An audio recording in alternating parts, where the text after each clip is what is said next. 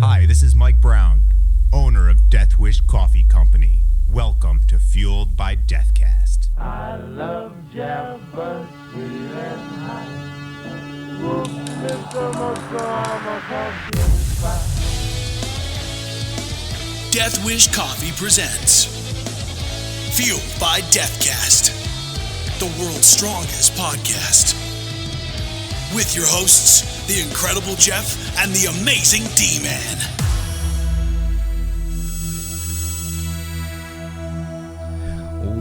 Welcome, everybody, to episode number 12, and just to clear up all that confusion, I am back to being the incredible Jeff. And I am the mediocre D-boy. Aw, you are the amazing D-man.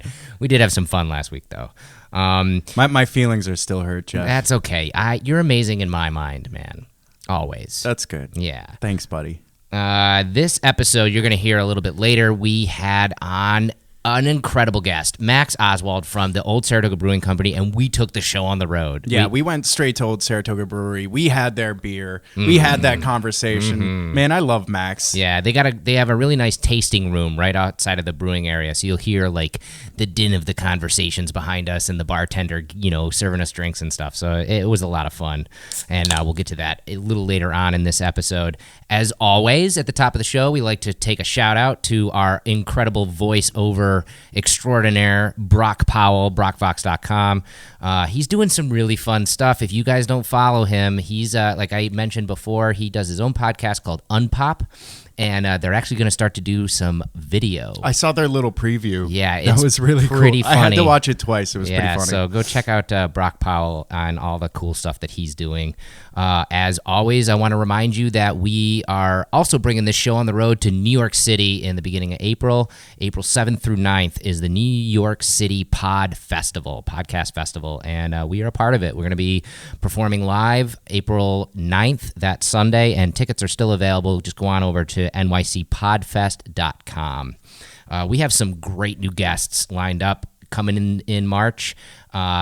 People that I can't really talk about yet because I don't really know how much, but I know we've got some musicians, we got some comic book writers. I'm going to drop some names. Do it. You ready? Yeah. Rob Fenn. There it is. Rob Fenn. If you don't know who Rob Fenn is, he's I guess he's most notarized lately for his photography, but he follows around Rob Zombie on tour and takes the coolest pictures, but he also runs his own barber / vinyl / coffee shop / venue / kick-ass place to hang out, and we're going to be talking to him coming up this next month. Can I say another name? Sure. Joey Costello. Oh, there it is. And we'll get to him. I'm so excited, We man. got some really exciting stuff. So keep subscribing to Fueled by Deathcast. And as always, we're on iTunes, Stitcher, Google Music, TuneIn. We just got on a new source called Acast.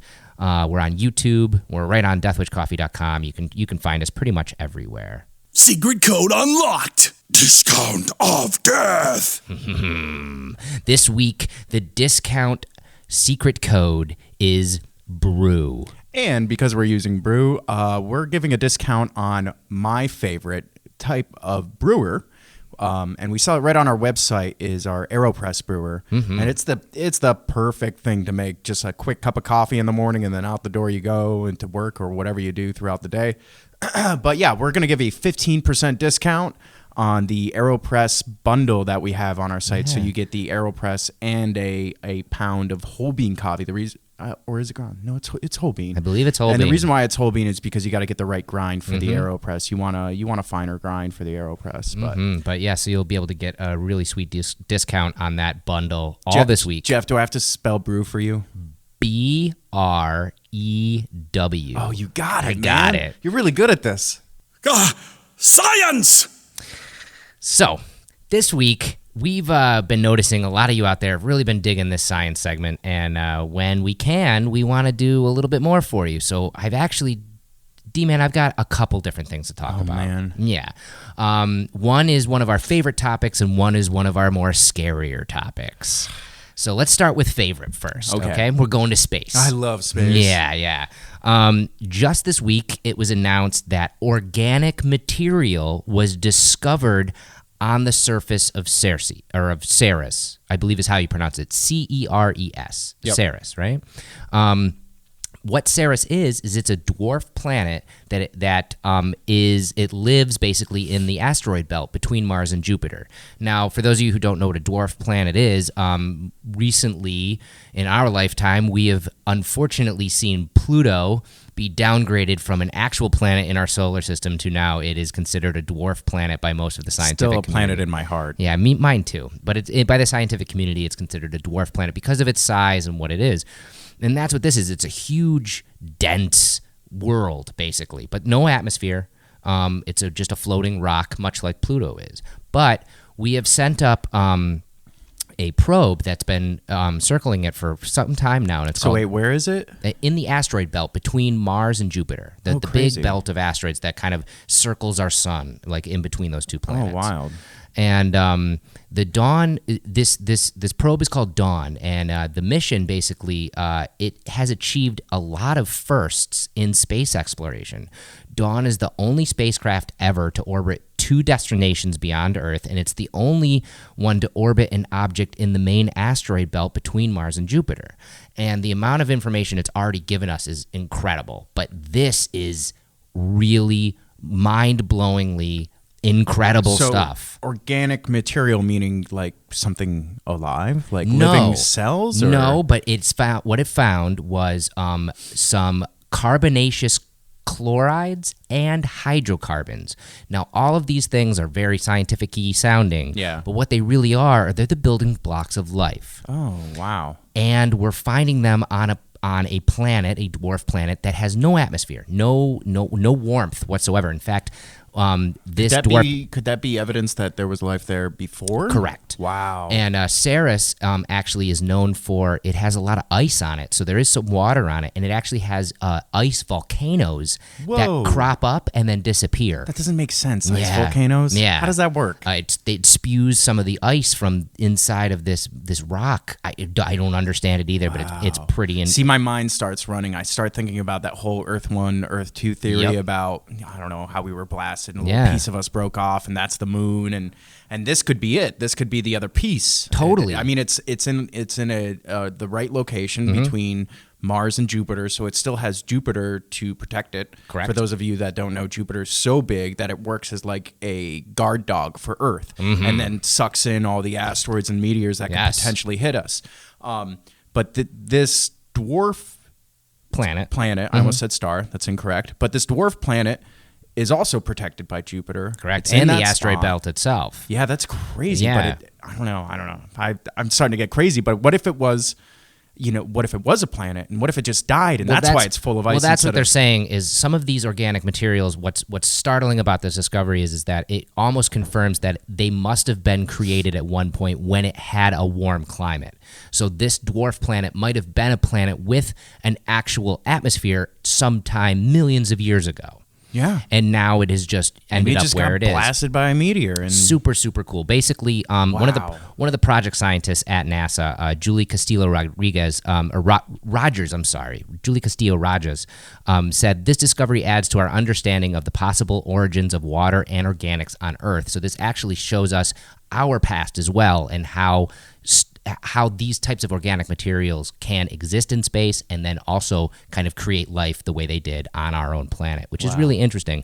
And to kind of bookend all of this, the day that this episode premieres, February 23rd, the Dawn orbiter actually is going to change its orbit, and it's going to be a little bit higher above Ceres, and it's going to start a different trajectory. So we're going to get all new information, because for the last year or two, it's been on this one kind of orbit, and now it's going to actually switch that up today, if you're listening to this on February 23rd, and we're going to start to get all this extra information about what it just Just found. going to find a restaurant. Nobody's going to know what to do. It's a Shakey's Pizza. Yeah. So I thought that was pretty fun, but I also wanted to bring up something that we've So been... wait, that wasn't the scary one? No. Oh, God. Yeah.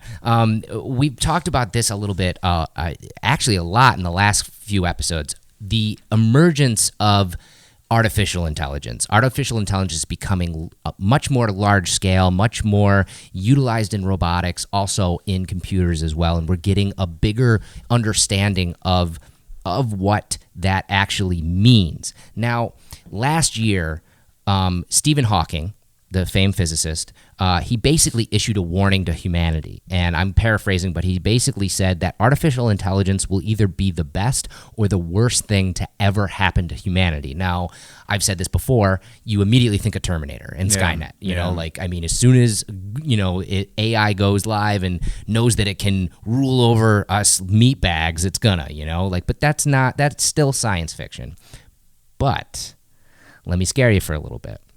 There is Google's AI, which is its normal AI, which we've actually talked about on this podcast before. Yeah. There's a different type of that AI called the Deep Mind AI. Whoa. Now, that is an AI that is much more, in the most layman way I can put it is, it's a much smarter artificial intelligence. Sounds like the subconscious of artificial intelligence. It has a lot more facilities at its disposal. And what it does is Google took this DeepMind AI and has been running tests with it to see how it will react in different situations. They're poking it. Right. So they created this game called Gathering. And it is basically, it's just pixels, and they pit two of these DeepMind AI against one another. One is a red pixel, and one is a blue pixel. And then there are a bunch of green pixels that represent apples.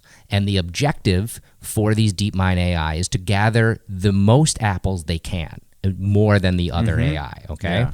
Now, the lesser smart AI, like the stupider ones, I guess, they basically all end the simulation having the same amount of apples. Yeah. This DeepMind AI, through 40 million different permutations, as soon as the apples start to get scarcer, they start firing lasers at one another. Whoa. To not kill them, the other AI, but to just stun them so they can get more apples. And they constantly get more aggressive when the stakes are higher. So we've pretty much recreated war. In a sense. Wow. Yeah. The fact that AI, it's the word naturally right to use, but it automatically goes to a human emotion like aggression. Is it a human emotion? Well, maybe not. That's a whole other argument. But to make you feel a little better, they did another simulation. Did they hug it out afterwards? No, they did another simulation called Wolfpack. Okay, and what this was is this dealt with 3 DeepMind AIs. 2 of them were red dots and one was a blue dot. And they were in kind of like think of like a sparse Tetris kind of maze, okay? And the 2 red dots were wolves and the blue dot was prey.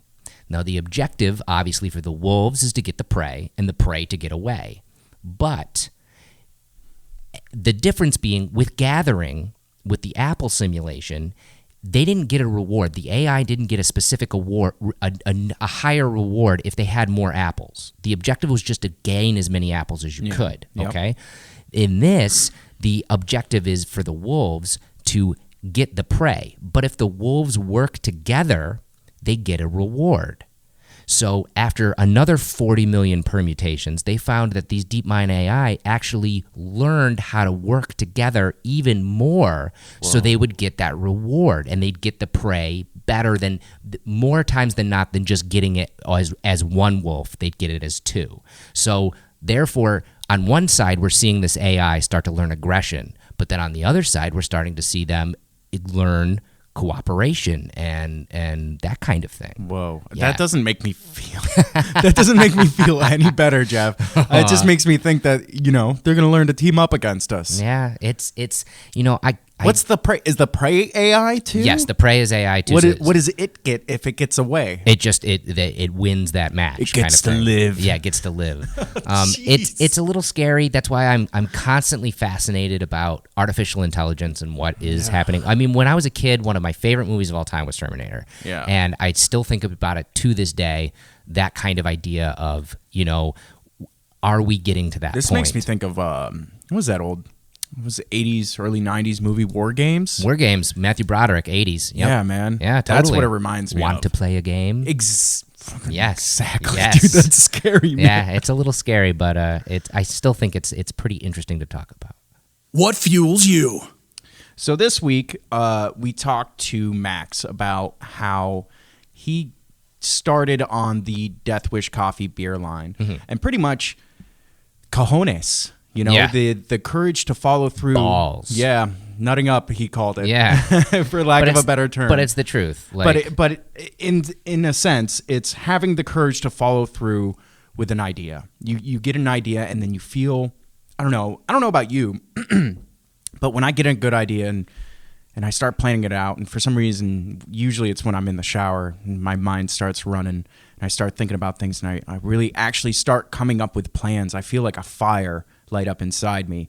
And I know at that point, like I have the choice to just let it go because that's the more comfortable thing to do, or to actually have the courage to follow through with that idea and the plans that I'm coming up with. But I think 100% of the times that I've had the courage to follow through, it's always been good. Even if it's not the outcome that I completely desired, which usually it is. I feel like if the thing I'm desiring is true and meant to be, it'll work. But even if it doesn't, I feel like it still works out in the end. Something still comes of it. You're still shaking up the world, you know? It's true. And I mean, it comes from, like you said, like, you know, having the balls to do that thing. And it can be as simple. It's not gender specific, by the way. No, it can be as simple as, you know, you are looking for a new job, so you're going to go put that job application in. That takes balls to do that. It takes balls to email your employer and ask for a raise. Yeah. It takes balls to create a new product or start a new business. You know, full disclosure, something that's not really known about me is I started my own business a couple years ago, and it failed. And it wasn't because of really any one thing. It was, I started a fine art printmaking business. I'm still running it. It's not like dead in the water, but I had delusions of grandeur that this was going to be something that I could live off of. And you know, learning the process of it, I learned a hell of a lot more about it as I did it, and then learned that, you know, it wasn't something that I was obviously going to live off of. But just doing that, it was very nerve-wracking being like, I'm going to do this business. I'm going to start this thing that, you know, I really don't know anything about. So in hindsight, what'd you take away from it? I learned a lot about business. I've learned a lot about web design. I've learned a lot about art. I've learned a lot about the success and failure of being in a business. Yeah. So I can apply that to everything, not just job, but life and everything else. And you know, I wouldn't trade it for anything. It's just, it was that balls of doing that, of putting it out there to begin with, which was scary as hell. You know, I think a lot of people are quick and easy to go out on a limb for other people because morally it feels good, and if it doesn't follow through, it's not really totally on you if that thing or person fails on you. But I think it's more important to go out on a limb for yourself. Yeah. And you got to hang there. Totally. You got to do it. You got to try it, you know? And I mean, it strengthens you as a person. It makes you learn from your successes and your failures. And, you know, I think it's your responsibility to the world. Yeah. To the universe. And it makes the world better when you decide to follow through with these things, with these ideas, with these instances where you're actually even able to go out on a limb for yourself. I mean, I think even that is a privilege. And I think, you know, that's something that everybody should think about. You know, when you're out there in your own life, if there's something that you want to try and achieve, don't just think about the end result, like it's going to work or it's going to fail. Think about what that journey is going to give you, the stuff that you can't even imagine, you know, and the cojones to actually just, you know, make that first step. You know, that's all that matters. Just to reflect on what Max and us talked about, you know, he heard about Death Wish Coffee. He wanted to work with them to make some brew. And he also heard that we were working with possibly another brewer. So he was just like, screw it. I'm going to go into Saratoga Coffee Traders. Yeah. I'm going to ask for head of Death Wish Coffee or whatever, and I'm going to see if they want to do this. Yeah. And they called up John Swedish, and here we are 6 or 7 Death Wish Coffee brews later, just a a very successful collaboration with these guys. Yeah, it's pretty exciting. It really is. So make sure you got those cojones and just go out there and hang from that limb. Yeah. Go chase that. So this week we're gonna go to our brand new segment that we've been having a lot of fun with, the community shout out. And we, honest to God, we love all of you listeners out there. You've been helping to grow this podcast. You've been telling your friends and family about it. You've been listening. You've been posting about it. You've been reviewing it. It's just been so heartwarming, and we see you all, and that's why we're doing this segment. Look, if we could pick 20 people each podcast, we would. But we want to shine the light on you guys one at a time. And we're also hoping that this podcast goes to episode 1,000. So hopefully, if we did 20 or at a rip, we'd be out of people in a couple. But even at 1,000 spotlights, I just feel like we wouldn't be able to really cover everybody that we truly appreciate in the community. Truth. And this week, the community shout out is Johnny Duke Sizemore. Dude, we love you so much. You seem, I haven't met you personally or talked to you on the phone, but you seem like a really rad dude and probably the coolest dad ever. Oh yeah, Johnny's got 2 adorable daughters that he will never stop posting about because they are awesome, as awesome as their father. And Johnny, you have been giving us a bunch of love since the beginning of this podcast, and even before that, you've been a super fan of Death Wish Coffee for a very long time now, and we've seen it, and we thank you for it. And also, you're kicking it out in Colorado, and I mean that's probably one of my favorite places to be. So our hats off to you, Johnny Duke Sizemore. We love you, buddy. Yeah. And that can bring us into what you've all been waiting for. I gotta go get it. Hold on, Jeff. All right, I've got it. So we're going to do the thing that everybody's been looking forward to this entire month. We've been running this contest all month long where all you had to do was leave a review for us on iTunes. And, I got to say, we love every single one of you that left a review, because not only does it help out the podcast, you have skyrocketed us to a unanimous 5-star rating, and we didn't ask for that. We were expecting a couple of you jokers out there to maybe give us a negative. I mean, don't do that. I'm a dick.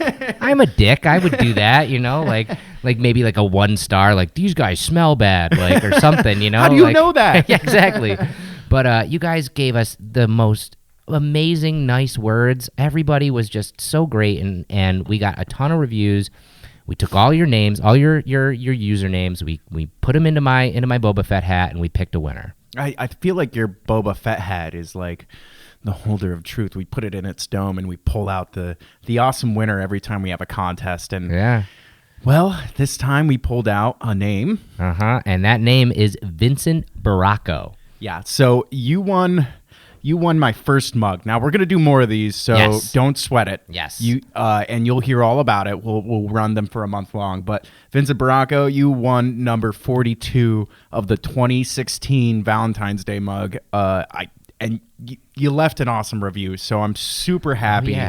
Super happy that we get to send this to you. So Vincent said, and I just want to read this online because, like I said, all of you guys left such glowing reviews. It just warms my heart. But Vincent, you said, pleasantly surprised. I don't usually listen to podcasts, but these guys are great. Super comfortable, casual, and interesting. They seem like great guys, the kind you would want to have as friends. I need all of my friends to love coffee this much. Well, Vincent, I'm your friend now. And I know D-Man is too. So. No, you stole my mug, you jerk. But you're right, D-Man. This went great. We're not going to do another contest that's going to rope in iTunes. We're going to have a different way to enter. But we're going to do these, I think, kind of semi-regularly. So keep listening, and there'll be another chance to win one of D-Man's mugs, or maybe one of my mugs. I want to get into the game. No. Maybe I'll do it. No. Okay. Only I can give away my mugs, Jeff. All right.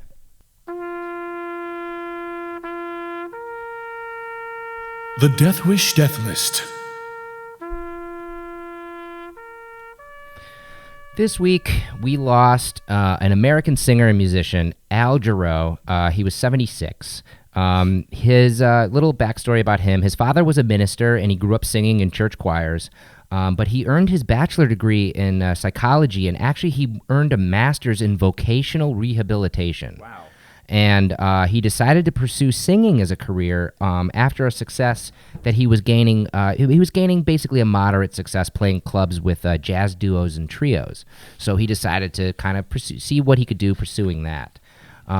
He instantly started to do really well in the jazz circuit, and he started to get his television break. He performed a couple times on the Johnny Carson show, the Tonight Show with Johnny Carson, and he was also the musical guest on the 13th ever episode of the brand new show in 1976, Saturday Night Live.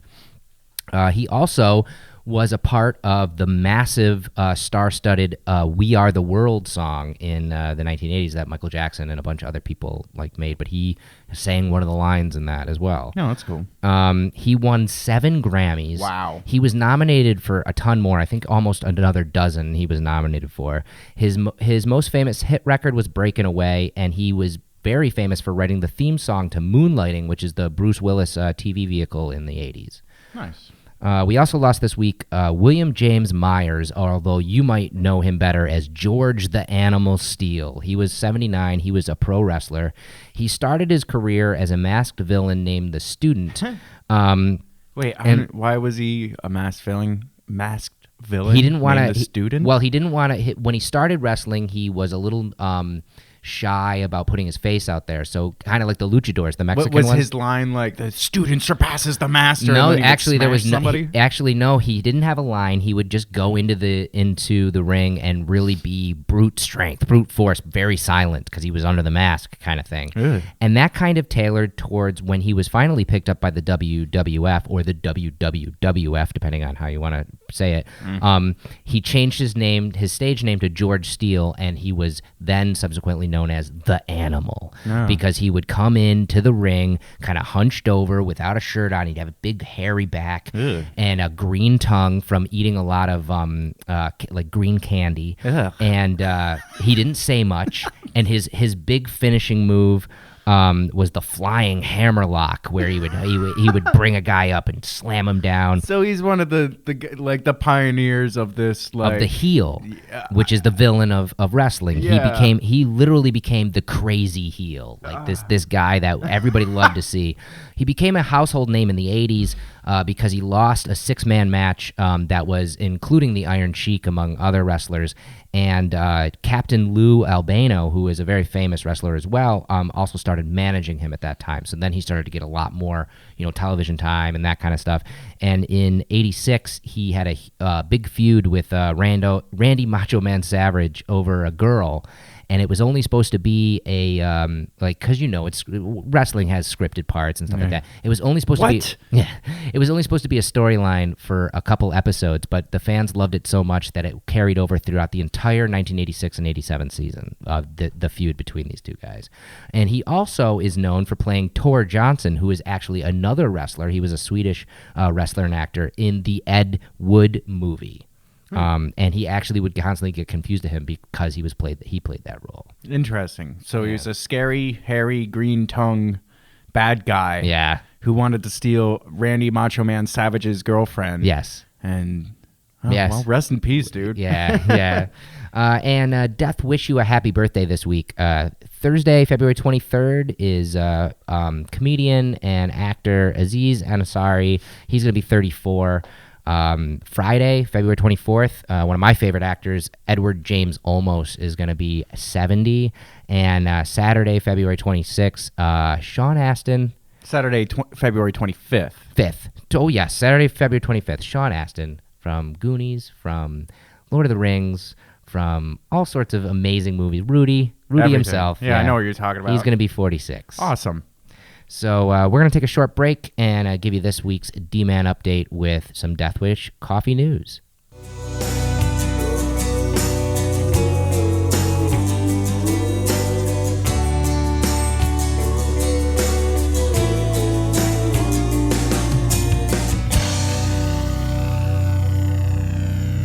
D-Man's Death Wish update.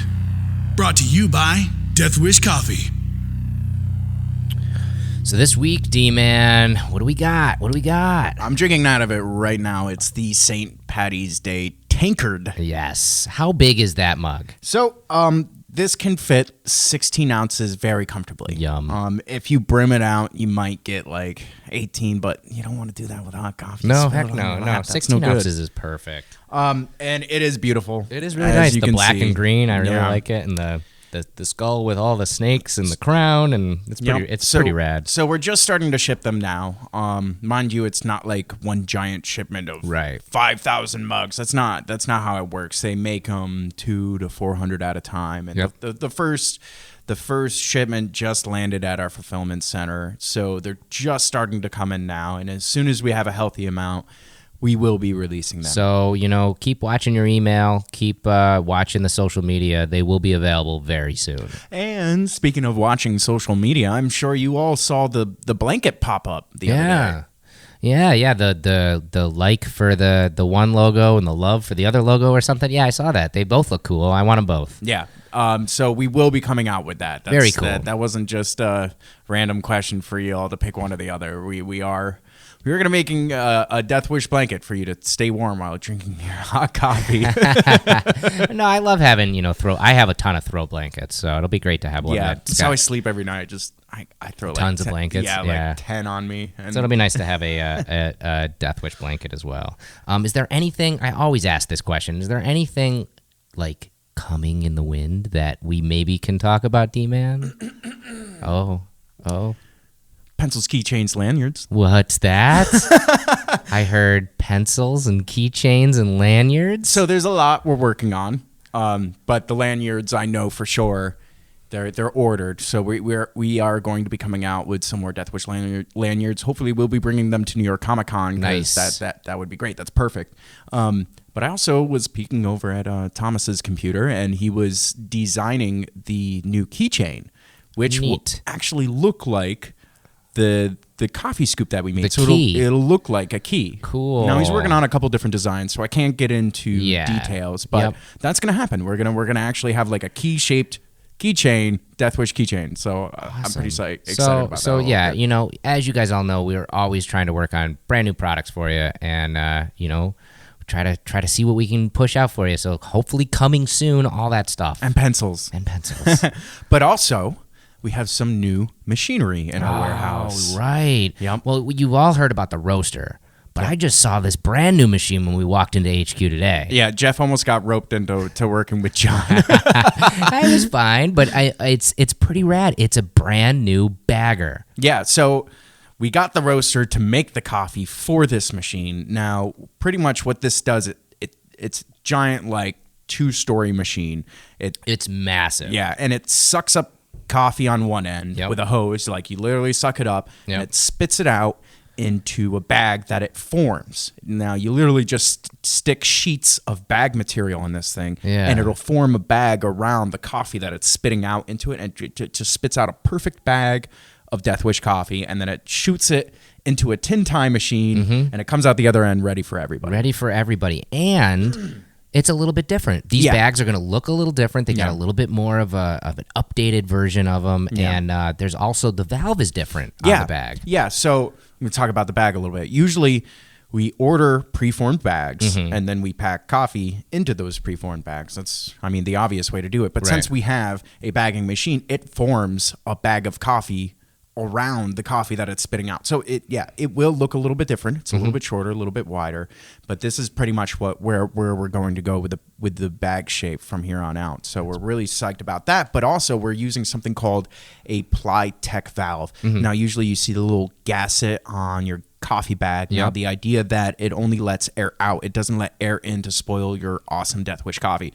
So this one is a little bit more discreet. It's just like a little flat high-tech valve. I didn't even notice it until you pointed it out. Yeah, it's really cool. So it's not this just big plastic crappy thing that you're just going to throw away. So it's less waste, and it's way more efficient, and it looks pretty cool. Yeah, So it definitely does. So you'll be definitely getting those bags in your order, in the near future. in the near future, Once we get I it, wouldn't 'cause- expect it tomorrow or Oh anything. no! We're still calibrating the machine, and the roaster's still getting ready to get roasted, and you'll be getting all that stuff very soon. I mean, the point of the D-Man Death Wish update is that you get to hear about things way before they come out. Truth. So that's it. It's going to be a while before you see these. But, I mean, the cool thing about this is that the more we bring under our warehouse, the more we have control over all the quality and everything. I mean, when we roast it under our house and we have our roasters and Mike looking over the roaster, making sure everything's perfect, you know it's going to come out that much better. I mean, we work with an amazing third-party roaster. I'll drop the name, Chris's Coffee. They do a great job, and they kill it for us. But nobody's going to do as good as yourself, right? You know, and that's what we're working on. We're bringing it here, and it's gonna get awesome. Awesome. Well, we'll be back next week with some more awesome news. Wake the cup up! So this week we went on the road. We took the podcast to the Olde Saratoga Brewery, and boy, was it awesome. Yeah, I mean, I love this place. It's my home away from home. So yeah, we got to sit down with Max Oswald, and you know what's great about this interview is that the mustache precedes the man, and he has no power over the podcast with his awesome mustache. So it's pretty great, and like I said, we were right at the brewery, and right off of where they brew all their delicious beer. They have this gorgeous tasting room, little bar area, and that's where we recorded. So you're gonna hear the whole ambiance of everything as we do it, and it was a lot of fun. So tune in. And not only did we talk about all the awesome Death Wish coffee beers, but we got into the cold brew, and when you will be seeing that next. Totally. So we're very excited to bring this to you. Very excited. Enjoy. The Fueled by Death guest. People who are connected with the company, we always open up with how they got connected with the company. Yeah, like how did Olde Saratoga Brewing and Death Wish Coffee how did that compilation happen? It's a pretty, it's kind of a nice freaking network story, right? All right. There's a guy, City Tavern, Chris Mack is the GM down there. Maybe the best beer taste buds of anybody I know. Yep. And we're looking to do a collaboration beer for Beer Week a couple of years ago. He's like, why don't you do a coffee IPA? And back, it's so hard in beer to go back couple of years, because now you see coffee IPAs, coffee this and that, but back then there weren't any, maybe one or two around, and I was like really skeptical, because how do big hops and the world's strongest coffee come together, right? Or any coffee at the time it was any coffee, so but I trust this guy, so I'm like so I was gonna go probably hook up with the guys on Broadway, and somebody said to me, well, they already did a beer with another brewery, Brown's, and I was like, well, that's weird. Brown's in Troy. Why would they be dealing with the Saratoga company? So I'm literally Christmas shopping, and my wife loves these puzzles from G. Willikers, and I was like, you know what? I'm going to walk into Coffee Traders. I'm going to grow a set, see if they're interested. So I walk in. I'm like, hey, I'm Max. I work down at the brewery. You guys got any interest maybe in doing a coffee beer with us? Somebody at the counter says, hold on. Ken brings up the manager. Manager comes up. Hey, I work at the brewery, man. You interested maybe in doing a coffee beer with us? Hold on. Dials the phone, and I'm on with John down at Death Wish. Yeah. And literally the rest just unfolds. Nice. After that. So the moral of the story is grow a pair. Grow a pair. Walk in with your bag of I feel like there's a lot of instances in life where I'm just like, man, I'm really worked up and kind of wound up to pull the trigger on this. Or like sending an email that's like super important and super maybe controversial, and I'll just like kind of wince and send, and but it always works out. Grow that pair. I don't know. I guess that's what it is. You got to grow that pair. So you started talking to John, and what was the first creation that came out of it? How did that go down? How do you mix coffee with beer? Yeah. How do you make this product? How do you make magic, Max? Well, that's really the hard part, right? A lot of guys will just take coffee and put it in beer, be brewed coffee, cold brew, extract, whatever. But even, and again, you go back a few years, this is before Death Wish blew up. They were still a brand, successful and well-known, but they weren't anything like we are now. Yeah.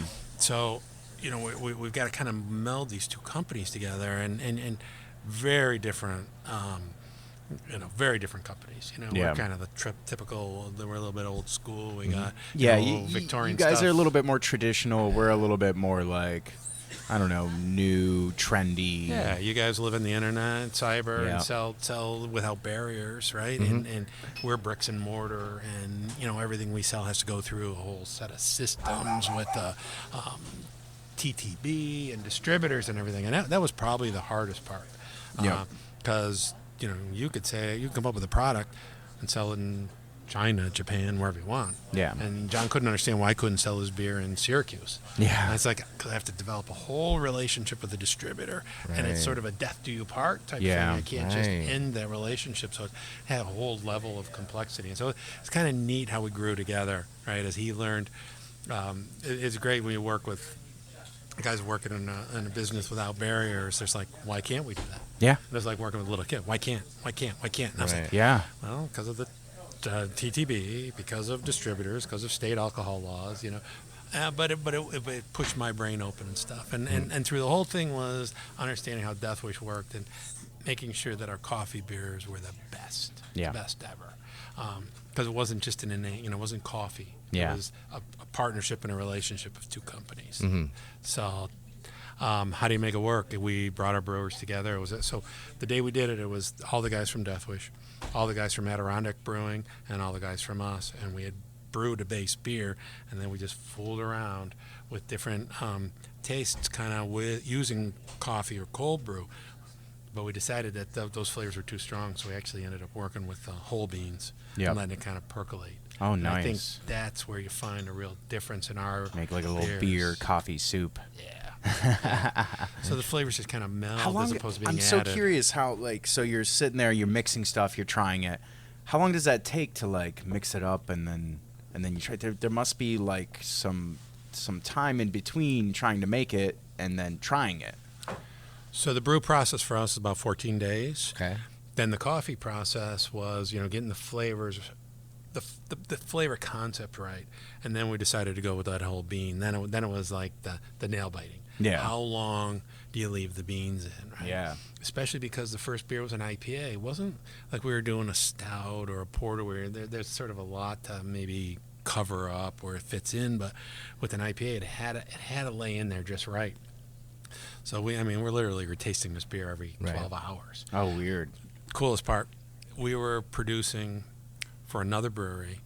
We were kegging their beer, and we tasted the Nightmare IPA the first time, me and the brewers, and we're like, it's ready.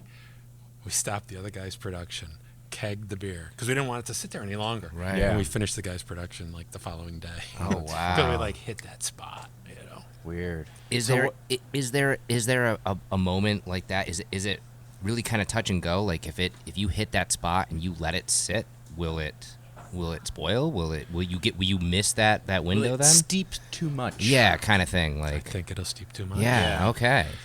So, coffee, Death Wish coffee, especially, is so powerful, so strong. And now you're in an IPA and you're working delicate flavors. So if you let it sit there too long, the coffee would just overpower it, and it would have been. Yeah. It still would have been okay, but it But wouldn't have been. what we wouldn't hit wanted. that sweet spot. Wow. Interesting. So I find so just to kind of throw the viewers or the listeners off a little bit, the Kolsch. So it's a coffee Kolsch. Kolsch is a type of beer, right? Yeah. And you must have just very lightly let that steep because it's very. It's nice. It's not overpowering at all. I think if you didn't tell anybody it was a coffee beer, you wouldn't be able to tell. So that one. So as we wanted to, build this relationship over time, we did the IPA. That was great. It was really good. And then we did the Dream Pie, Dream which Pie was killed an it. oatmeal stout. It was really, Yeah. really I feel like Dream Pie makes Guinness suck. Yeah. Straight up. Yep. So looking ahead, how do we go into the summer? How do we go into the lighter beers and maintain this partnership? So our summer beer is a Kolsch, which is by its nature light and fruity and really dependent on the yeast and the process. So it's a real delicate beer. And we tried blending regular Death Wish into it, and it just didn't work. The Yeah. coffee was too strong. So I called John up, which is this is where the relationship is so key. John, I want to do a summer beer. Yes, I want you to do a summer beer, but Death Wish is too strong. So I don't know if he's going to say, well, then we're not doing a summer beer. Yeah, no. Well, what do you want? I want a coffee that's light and fruity, and maybe he's picking up of like peach and pear flavors. Right. He's like, give me a week. Come on down. And sure enough, he sourced single origin bean from somewhere. That's why I hate this dog. Yeah. How do you make a beer out of dog? I want dog-flavored beer. Yikes. Simpsons did it. Really? Yeah. Oh, weird. It was called Red Tick Ale. Oh, yeah, I remember that one. Weird. Okay. But anyway. So you wanted this fruity beer or light, like fruity type beer. Death Wish is not gonna cut it because it's too intruding. Exactly. Yeah. So what did you do?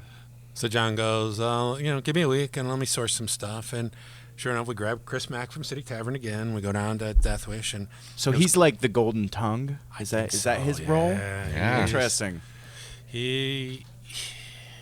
If ever I'm lost, I go and I just suck off of him. Awesome. Because his brain is steps ahead. It's great because he works in one of the biggest beer bars in town, so he's really involved with what's going on and future trends. Where I'm kind of living my own reality, and it sometimes gets a little hard to move out there. So you go and you just kind of hang out with that guy and let it drip off of him onto me. Okay, I can do that. But his taste buds are so good. Yeah. And he'll say like, this will sell, which is also the other part. I mean, we're gonna make great beer, but if it doesn't sell, it doesn't do any of us any good. Right. Yeah. Oh, great! I partnered with Death Wish. I put out a beer and it flopped. Yeah. Nah, it's not part of the scenario. It's got to be good. And it's got to work. It's got to sell. So it was cool. We're down there, and Taya had all the Chemexes out, and she's teaching us about blooming, right, and all this stuff that we don't know. And it's we're into it. And we sampled all these different coffees, and I had bought some European Kolsch in a bottle, so that we had a base, and we just did some blending until we knew, it's like anything that you do, it's like you don't get the exact thing, but you know that it's working. You know that you got the seed of how it can happen. Yeah. And between us all, probably between John and Chris, they figured the right coffee for it. And then John roasted it a certain way, and it was so cool because you got this, light colored beer in the summer, but still distinctively coffee. But it's refreshing, man. It's nice. I love the Kolsch. It's straight up awesome. One of my favorites. Because nobody's doing that stuff. Yeah. I think that's what I like about it is like you're not going to get a light beer with coffee flavor. Mm-hmm. Who the hell does that? Nobody's done that. Right. And you succeeded in it. Yeah. Definitely. It's awesome. And and it's really cool to just hear about how you're willing to try all these new ways of brewing beer, basically. I mean, like, for the layman, brewing beer is just, I'm going to just take some hops and I'm going to brew some stuff and make the beer. But, like, Olde Saratoga is a company that wants to just constantly push that envelope and try new things, which is really interesting. Can we talk a little bit about Olde Saratoga Brewing itself? We're actually recording this right in the tasting room. Yeah, if you can't hear all the yammering and awesome bar sounds behind us, we're on site. People. We couldn't be in a better place. But what's a little of the history of Olde Saratoga Brewing? Like, how long has this brewery even been around? Been around for quite a while. Been around, since '99. Okay. And gone through a bunch of changes, like you'd expect. And then, it kind of goes with the ebb and flow of the business. Got really popular, kind of had a little pullback. They got popular again, and now we're in like an unprecedented, crazy time. Awesome. Where, brands are just popping up, breweries are popping up. You can't even keep track of it. I mean, I've been around beer business for quite a bit, and I remember back in the day when you knew everybody. Go to a brew fest and it was like Bud. You knew everybody. Yeah. And it was cool. Yeah. And you were really tight, and now it's just expanded so much, which is great. It's this whole sort of partnership that we've all done to grow this industry, and we work really well together because our vision forever has been not really compete against each other. It's just grow the category, bring more people into craft brewing, and we'll all succeed. That's awesome. I feel like most breweries nowadays, I mean, being at like the Tap Festival with Death Wish, and you guys were there too, I felt like everybody, the kind of name of the game was save up, retire, start your own brewery. That was like the thing. How did Olde Saratoga get started? How did it come to be? Well, not as romantic a story as we'd love to see. Yeah. Literally, we're actually owned by Mendocino Brewing in California. Okay. Yep. Which is fine. It's different. You see a lot How of does people. that work? Works good for us. Yeah. but- Nice. Nice. Good answer. Basically, your That's what I wanna boss hear. is in California. Right. Yeah, right. Never comes. It's and, like having your landlord in another state. You just don't have to worry about shit. What's you see more and more guys doing this now. This is kind of like one of the first guys to do it, is to have a brewery on the East Coast and West Coast, because that shipping is really annoying, Totally. and very expensive, Totally. kind of anti-fresh and local. So what it allows Yeah. us to do is, we produce a lot of beers here for ourselves. We produce all the Mendocino, the Saratogas, but then we contract brew. So we're a house that, if you guys want to, throw in and come up with your own beer, but don't want to invest $5, $10, $20 million into a brewery, and come to me with your recipe, and I'll brew it for you. Fueled by Deathcast beer will be on the shelves. The Fueled by Death Cats Kolsch. Yeah, there you go. Coming this summer. How many beers does Olde Saratoga produce? Is it a constantly growing number, or? It's ridiculous. So if Yeah. you look behind us on the your tap podcast, right? is 21 huge, yeah. beers Yeah. currently, and those are all our beers. Theirs are just Saratoga and a couple of Mendocinos and a bunch of Death Wish, which is our, it's considered our brand, right? Yep. Oh, totally. But then we contract brew for another 8 or 10 breweries, 3 or 4 SKUs for each one, and we also make Kingfisher, the Indian beer, for the whole country and Canada. Yeah. Wow. So when if you see the GoPro, you see those big tanks. I mean, that's pretty big size stuff. Yeah. You got a ton of For a little guy. Yeah. If you look at a big guy there, Right. we're I mean, tiny. we're not talking the Budweiser of the world here, Like, I mean, that's really. I'm always fascinated by a small company that's not small. I mean, like that, and that's what Olde Saratoga to me really has been, because like. I remember '99 when the company kind of started up and was like, oh, well, what's this? What's this new brewery that's in town kind of thing? And now it's like just to hear that amount of beer that is produced on a regular basis it's awesome. It's awe-inspiring. How many Death Wish beers are being? How many Death Wish lines are out right now? Well, we got Paralysis, we got Nightmare Nitro, we got Dream Pie, and now we have, to be released next week, Jucifer. But then there's the Kolsch. The Kolsch, which we're out of right now, so that'll come back again. But in how the many summer. have been made in total? So what's that? Let's go chronologically. We Started started with out with the IPA. IPA. Then we went to the Dream Pie. Then we went to Dream Pie. Then we went to Kolsch, Pumpkin, the Black Oktoberfest. Black Oktoberfest, You can't say that with a straight face.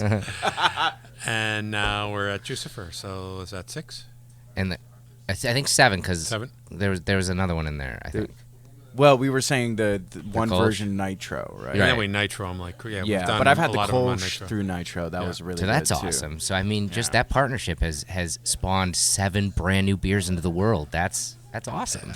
That's excellent. So cool. 7 coffee beers. Yeah. I mean, how many brands or how many beer companies have done that many lines of None. coffee beers? None. This one. That's it. This one. That's it. Yeah. Man. And you brought up, now we're starting to see some of the beers be the Nitro version of them as well. Olde Saratoga has, the huge hand in the Nitro brew as well. Yeah, no, let's highlight that. Yeah. So the Death Wish Nitro cold brew Right. is made here. It's canned here. It's like this is. It would this not is the exist home base. without Olde Saratoga Brewery. Yeah, you're our hero for bringing that out, and I mean it's been one of our biggest products, and it's going to make Death Wish like you can go to a gas station and just grab it off the shelf and drink it immediately. So no brewing necessary. how was that process? Like coming up with something like going from where you're Because a I know it's a brewery- pain in the ass. Oh yeah, It's- and that's kind of how I want to get into it. But I mean like you're a brewery who's churning out beer after beer after beer, and then you have this little upstart coffee company being like, we want you to make a Nitro cold brew coffee for us. Like, how did that work for you guys? It's maybe one of the coolest things I've ever been involved with, because, right, you take cold brew is a time-consuming process, and coffee's a horrible substance to work with. Oh, totally. It gets everywhere. Yeah. Like, I don't even know. It's like sawdust. Yeah. And you look at it and it just goes. Yep. I sneeze coffee boogers. That's just how that works. And you guys walk through. You see, we have to maintain a sanitary facility. Oh, totally. So coffee not only has oils, it has freaking caffeine and really strong flavors. And you really don't want to bring that into your brewery.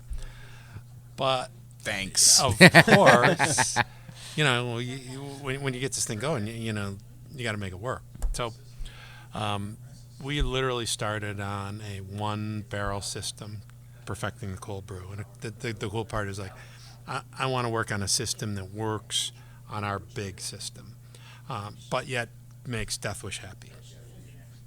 The concept of a 16-hour soak does not work in our environment. Mm-hmm. So I want to replicate that process, or that taste, by utilizing our machinery, our technology stuff. And so we started on a very small scale and have worked it through, and it's been the most painful process I've been through. Yeah. 18-hour days, one 38-hour day. Yeah, I've seen so- John come back with his eyes rolling back and talking in a different language. Because you think it through, you bring the best, everything you can together to make it work. That coffee doesn't act like malt. It doesn't act like anything we've ever seen. It gums up, and there's this stuff called fines. Yep. No matter how Gets caught up in the hard you- filters. gets caught up in everything. Yeah. I mean, I've you heard really John think talk about it for hours. if you go to the beach, let's say you went to a nude beach, Mm-hmm. Okay. Awesome. sand, you'll Okay. find it, or your Christmas tree. You find those needles for weeks, Ever. months, Yeah. years afterward. It's the same with coffee. It gets everywhere. And those vines, they're horrible little things, but they're the gold, right? That's where the Right. flavor Right. Yeah. That's what you want. Yeah. is. And so it's truly a love-hate, Yeah. Well, we were talking last episode. Sometimes the things that are the most glorious to achieve are the hardest ones to achieve. Sometimes when you go through this pile of work, the end result is that much more gratifying because you went through this pile of work. That's cool. And then there's a time where Totally you do. look someone in the eye and say, I will never do this again. Wait, did that happen? Yeah. Well, I'll never do the 36-hour Right. job Yeah. again. I will. So you gotta I wanna work- be smarter. You got to work smart, not hard, right? But you can't. We did everything right. We built it from 2 barrels to 6 barrels to 30 barrels, and every step of the way it created a new complication. Yeah. And that's been the befuddling part. We talk about the beers we do, and it, we kind of know what we're doing. We know how to act with it. We know if we do this, a whole this will new happen. beast. This was a whole new beast. Yeah. And it's just Man. been. But I was a part of it when we did the last run of cold brew. It was me, the 3 brewers, and John. Yeah. And we were there. It was a 38-hour day. Yeah. And nobody ever gave up. And it was like, we will win. And it was pretty cool. John tells stories all the time. Like, we don't, Death Wish is high energy and fun and hip guys and stuff. And we're like this brewery, and like, we don't talk a lot. It's kind of funny. We'll look at each other, and we'll kind of look at the machine. We'll look at this concept and think. And it's generally like a hand signal or a shrug of the shoulders, and let's try this. Because we don't talk. Because it kind of like if you use those words, it creates it shows you what you are up against. Yeah. And so very few words were spoken. You can't even look the beast in the eyes. You There just was got a to get point through it. I thought we weren't going to make it, and somehow we did. I don't know, and it came out, and the process is just going to get better and smoother. So what's the next move? So just to catch everybody up, we were able to make a cold brew satisfactory enough to release it to the masses and We be hope you happy got some, with it. yeah. And it's done really, really well. But I know we have some processes to go through to make this a grade A, like stellar product. Actually, yesterday, the team and John brought in like probably 10 different types of cold brew from other companies, and we tasted them alongside the cold brew, the last line that we just made, and it was like, how do we make it better? And John had a lot in mind. He talked a lot about polishing, which I don't really know what the hell that means, but I want to hear from you what it's going to take to make this cold brew line better from here. We're basically collectively, the two companies are making a pretty big investment into things to modify a couple of our tanks to make this thing work. Whoa. So basically, we were working in kind of, before what we were doing was kind of working, pushing the thing up, pushing the boulder uphill. I'm trying to make coffee work into the malt system, and now that we really understand how nasty coffee is, we're actually going to build the system to address those needs. So it's kind of neat. We're fabricating this like cone of filtration, basically, that's going to go into one of our vessels, and it's basically going to keep the hardest part is separating the liquid from the solid. That's the beast. Yeah. Because of those fucking fines that pound, they just get in the way of everything. So what we're going to do is build this cone that's going to sit in the machine, sit in one of our vessels, that's going to end up becoming a pre-filter. And the end result, we've had the taste all the way. The issue, and I actually had a can today, and it tastes great. Yeah. But it's just got a little haze to it. Yeah, it's almost just like a little bit muddy, and I think that's what the polish means. We saw it, not to name off any other coffee companies, but Stumptown makes a really solid nitrogenated cold brew, and it was very similar to what we have going on. But at the end of the pour, it starts to, you can actually see the viscous of is that the right word, Jeff? Sure, yeah. Of the coffee. That works. You could see the head separate and the cascade of the nitrogenation separate from the coffee, and you got like a nice clean coffee, and I think that's what we're looking for. And we're going to get it. That's incredible that, we're making leaps and bounds on something, as a and again, it's all about the collaboration between the two companies. It's just exciting. Speaking of that, you kind of touched on this earlier. Coming up in actually the week that this is going to air, you're releasing the brand new beer, which we're drinking right now, Juicifer, and that is part drinking of profusely. Yes, it's delicious. It is super delicious, and that is Meg's attention to get myself another one. that's part of the where we are at in Saratoga. That is part of Brew Fest, Brew Week. It's Brew Saratoga Week. Beer Week. Beer Week. You messed me up, yes, Jeff. One of those. What we want to talk about is Saturday, and I'll be there Saturday morning. And we have actually, Jeff and I have a show to kind of like finish off the night from Beer Week. The unofficial DiCrescenti after party extravaganza. Oh, really? Yeah, so get drunk and rock out with us. For the listeners, Jeff and I and Kane. Excuse me, Meg, could I have a Juicifer? There it is. So Kane and Jeff and I, all from Death Wish, we have a band together called Angels on the 4th. Go look us up. And so after the whole beer week is done, we're playing at the Putnam Den to kind of like finish off the night. But that's on Saturday, and earlier throughout the day on Saturday, and I worked this last year. I think it might have been my first event with the company. There's just like it's the last day of beer week, right? Yeah. So it's a whole week of all these companies coming together to kind of debut what they have going on. And Saturday's like a culmination at the City Center, right? And exactly. Saturday seems like a beer convention. Like if you've been to a New York Comic Con or if you've been to a tattoo convention, this is a beer convention. You walk around and try all the different. I mean, it gets wild by the end of the night. There's bands and just people walking around with these necklaces with a little drink, glass on it. Yeah, a little glass on it, and they just drink everything throughout the night. So what is Old Saratoga going to be doing at Beer Week on Saturday then? So we put on a pretty good show. We'll be teamed up with Deathwish. We'll have booths side by side.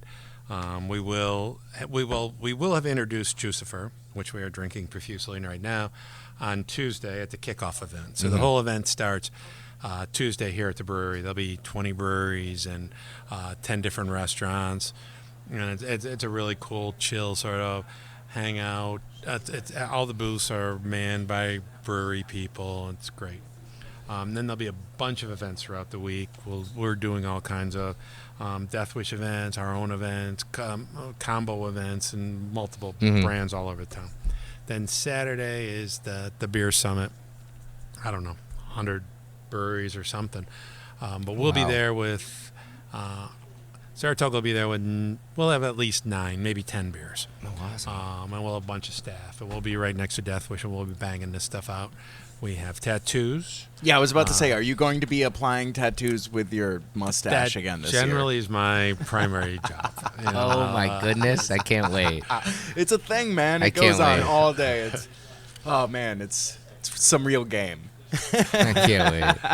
So it's great. You get to have some coffee, you get to see the swag, then you get to try the different beers. We'll definitely have Juicifer. I'm sure we'll have Dream Pie, Deathwish Dream Pie. Nightmare too, because that's great. You have to have yeah. And then we'll just be talking. We'll be talking to people all day. I mean, that's what we do. We just bang out the beers and talk. What do you like? What do you want to see? What's the next thing? That's awesome. That's really cool. Earlier you said, you've been in this game for a while as a brewer, not just with Olde Saratoga, but with other companies as well. We ask everybody on this podcast, what fuels you? What fuels you? What keeps your passion going in this industry? I mean, like you said, it's definitely an ebb and a flow. It's when, especially with a company like Olde Saratoga, it's been good times and bad, and now you guys are producing a ton of beer for multiple different companies, including your own. What keeps you going? I want to build off this a little bit too. So you're in your 36th hour of trying to brew something, and everybody's quiet. Nobody's talking to each other, because if anybody names the devil, the room's gonna fucking blow up. Right. What is it? What is it that keeps you? Where's that passion? What keeps you tied from? to the rock? I don't know. It's the brand. It's the concept. I mean, you work for different brands, but over a course of a career, right? But every brand, it's in your blood. This relationship, it's so much fun dealing with the Deathwish guys because we weren't front runners. Our partnership, our relationship, our friendship, which is probably as much as it is a business thing. I mean, we hang out, we do stuff together. Started well before things blew up. Yeah.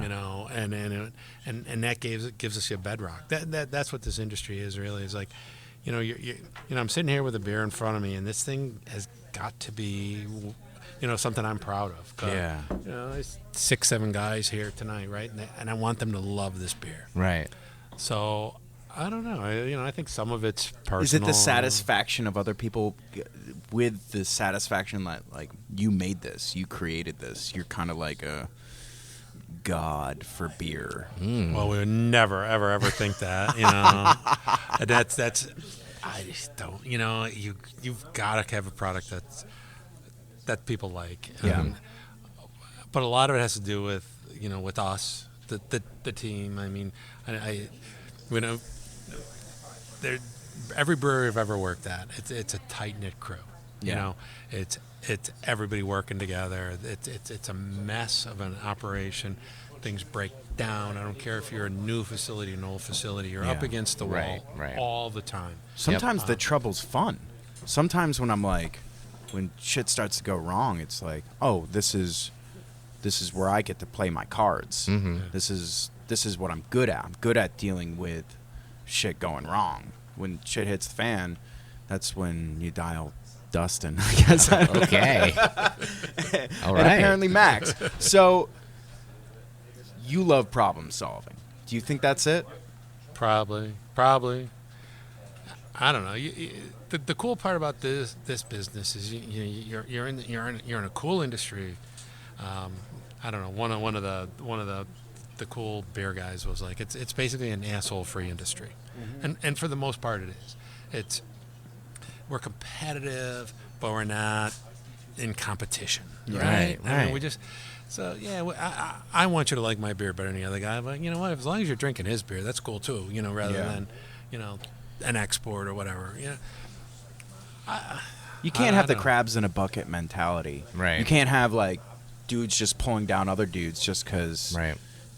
There's room for everybody to succeed. I think that's the name of the game. Like, I have no problem with any other coffee companies. We can all. There's enough people around in the world to buy their brand of coffee company, and we'll do just fine. And I think we do better because we support the people around us. Like you said earlier, Max, you know, it's all about, you know, just, it's not about a competition. It's about just, like, let's bolster the industry. Like, you know, let's all make a great product. Like, let's all make something awesome, and therefore the entirety of that industry is better for it. And that's awesome. I mean, that's why this collaboration works so well, I think, too. So what's next for Olde Saratoga Brewery? What's like the next step besides refining the cold brew process for us? What do you have in mind as far as like brews coming up? Anything crazy on the docket? This Juicifer has got a lot of potential. We didn't know, you know. I mean, and maybe that's the most exciting thing. It's got a lot of colors to it. Like, okay, so this is, I don't know how much we talked about this. This is a New England, you know, sort of juicy IPA. It's a big hoppy beer. I'm not going to call it a hop bomb because it's not overpoweringly not at hoppy. all. Yeah, not at all. There's a boatload of hops in there. There's hops in the boil, Citra, Amarillo, Centennial. Then there's a double dry hop. We literally dry hop it for 3 days, and then dry hop it for 3 more days. What? And then introduce the coffee to it. So it's like this really precise process that we don't know how it's going to work. And we still don't know because we haven't released it yet. Yeah. My assumption is that people are going to love it. And the graphic Thomas is a friggin' genius. Yeah, we talk about Thomas a lot. Yeah, I love that graphic. Best graphic guy to work with ever. Yeah. He's a hard worker. So too, we got man. tremendous graphics. We got a really great beer. So for me, I'm not thinking about the next one. I'm thinking about how to make this one a little more accessible. Not mass, because by its nature it has to be small. Yeah. But if it does what we want, we might throw it in a can for the summer. Oh, wow. That's awesome. I think John had mentioned something. That's really, really cool. Yeah, well, John like snaps this. John, Max, put it in a can. Yeah, of course. Problem, he finds you know, that man, if he wants something done, he finds a way. Yeah, he does. He really does. And I'm sure we'll get him on the podcast eventually to tell you how to get your way. Yes. No, how to get his way.